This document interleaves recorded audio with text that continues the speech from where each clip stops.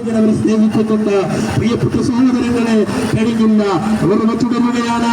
ആ പ്രവാചകനൊന്നും വീട്ടിൽ പ്രാർത്ഥിച്ചു തുപ്പിയാൽ പ്രവാചകന്റെ ഉണ്ണനീര് ഈ കൈകളിലേക്കും ഏറ്റുവാങ്ങാൻ വേണ്ടി തന്റെ അനുയായി വൃത്തം സർവസജ്ജരായിക്കൊണ്ട് അവർ നിൽക്കുകയാണ് എന്ന് ഓർമ്മ പറയുമ്പോൾ, പ്രിയപ്പെട്ടവരെ, പ്രവാചകനോടുള്ള വിമർശനം ചരിത്രത്തിൽ കാണാം.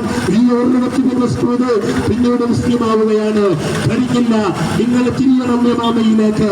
യമാമയുടെ ഭരണാധികാരിയായിരുന്ന സുമാമത്ത് ബിൻ ഉസാൽ ആരായിരുന്നു അദ്ദേഹം?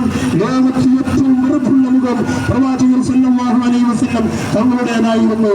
ആ സുമാമത്ത് ബിൻ ഉസാൽ പ്രവാചകനെ കുറിച്ച് വളരെ മോശമായി അശ്ലീലങ്ങൾ പറഞ്ഞപ്പോൾ പ്രവാചകൻ പറഞ്ഞു ഇതിന്റെ അനുയായികളോട്, സുമാമത്ത് ബിൻ ഉസാൽ മദീനയിലൂടെ കടന്നു പോകുമ്പോൾ സുമാമയെ പിടിക്കണം, നിങ്ങള് ബന്ദിയാക്കണമെന്ന് പറയുമ്പോൾ, ഒരുവേള സുമാമയത മദീനയിലെ ബൗണ്ടറിയിലൂടെ കടന്നു പോകുമ്പോ പ്രവാചകന്റെ അനുയായികളും സുമാമനെ പിടിച്ചുകൊണ്ടുവരികയാണ്.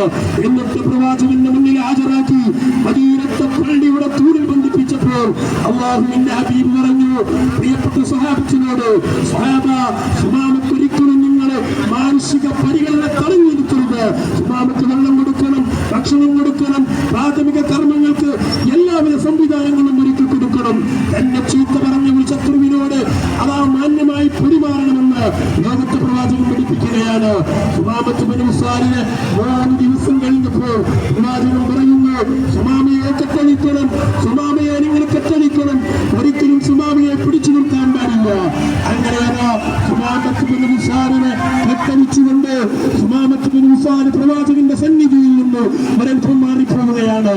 തൊട്ടടുത്തുള്ള ജലാശയത്തിൽ പോയി സുമാമത്ത് ബിൻ ഉസാൽ കുളിച്ചു വൃത്തിയായിരുന്ന് പ്രവാചകന്റെ മുന്നിൽ വന്നുകൊണ്ട് പറയുന്നു, അശ്ഹദു അല്ലാ ഇലാഹ ഇല്ലല്ലാഹ് വ അന്നക റസൂലുള്ളാഹ്. ഇസ്ലാമിലേക്ക് കടന്നു വരികയാണ്. പ്രിയപ്പെട്ടവരെ, പ്രവാചകനോട് സുമാമ പ്രഖ്യാപിച്ച വാക്കുകൾ ഇന്നും ചരിത്രത്തിൽ തങ്കലിപികളെ കൊണ്ട് എഴുതപ്പെട്ടിട്ടുണ്ട്. സുമാമ പറയുന്ന നബിയെ, ഈ ലോകത്തെനിക്ക് ഏറ്റവും വെറുപ്പുള്ള മുഖം തങ്ങളുടെ മുഖമായിരുന്നു, എന്നാൽ ഇന്നെനിക്ക് ഏറ്റവും ഇഷ്ടപ്പെട്ട മുഖം അങ്ങയുടെ മുഖമാണ്. ഈ ലോകത്തെനിക്ക് ഏറ്റവും വെറുപ്പുള്ള നാട് തങ്ങളെ മദീനയായിരുന്നു എങ്കിൽ ഇന്നെന്റെ മനസ്സിനോട് ഞാൻ ചേർത്ത് വെക്കുന്നത് അങ്ങയുടെ മദീനയാണ്. ഈ ലോകത്തെനിക്ക് ഏറ്റവും വെറുപ്പുള്ള മതം തങ്ങളെ ഇസ്ലാമാണെങ്കിൽ ഇന്നെന്റെ ശരീരത്തോട് എന്റെ ഹൃദയത്തോട് ചേർത്ത് നിൽക്കുന്ന മതം അങ്ങയുടെ ഇസ്ലാമാണെന്ന് പറഞ്ഞ് സുമാമ പറയുന്ന നബിയെ, അങ്ങയെ ദ്രോഹിച്ച മക്കൾക്കാർക്ക് എന്റെ യമാമയിൽ നിന്ന് ഒരു ധാന്യം പോലും ഞാൻ കയറ്റുമതി ചെയ്യുകയില്ല എന്ന് പറഞ്ഞപ്പോൾ പ്രവാചകൻ പറഞ്ഞു, സുമാമ, നിങ്ങളുടെ ഈ പ്രസ്താവന ചെലുത്തേണ്ടതുണ്ട്. പ്രവാചകൻ പറഞ്ഞു, നോക്ക്, നിങ്ങള് എന്നെ അത്രയും ആക്രമിച്ചിട്ടുണ്ട്, സ്വന്തം പ്രസവിച്ച നാട്ടിൽ നിന്ന് എനിക്ക് നാട് വേണ്ടി വന്നിട്ടുണ്ട്, അത്രയും ക്രൂരമായ കാര്യങ്ങൾ എന്നോട് അവർ ചെയ്തിട്ടുണ്ടെങ്കിൽ പോലും നിങ്ങൾ അവരോട് അനീതി പ്രഖ്യാപിക്കരുത്. പ്രിയപ്പെട്ടവരെ, ശത്രുവിനോട് പോലും നല്ല നിരക്ക് മാന്യമായി പെരുമാറണമെന്ന് പ്രവാചകൻ പഠിപ്പിക്കുകയാണ്. ഖുർആൻ പറഞ്ഞു,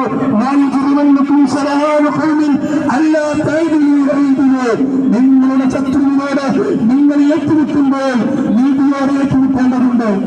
ശത്രുവാണെന്ന് കരുതി നിങ്ങൾ ഒരിക്കലും അവനോട് അതിരുമായി പെരുമാറുന്നു.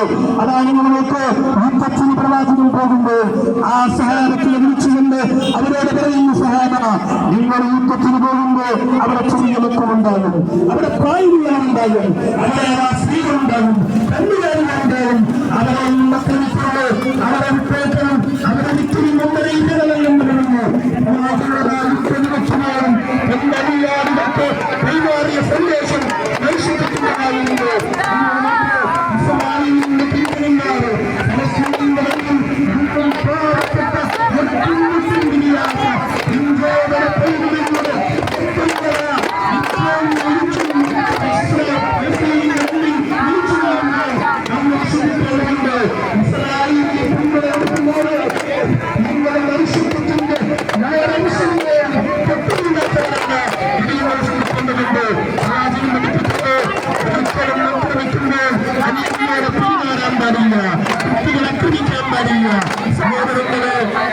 നമ്മുടെ നാട്ടിൽ നടത്തുന്നതെന്താണ്? നിങ്ങൾക്ക് ആളുകൾ വന്നപ്പോൾ അത്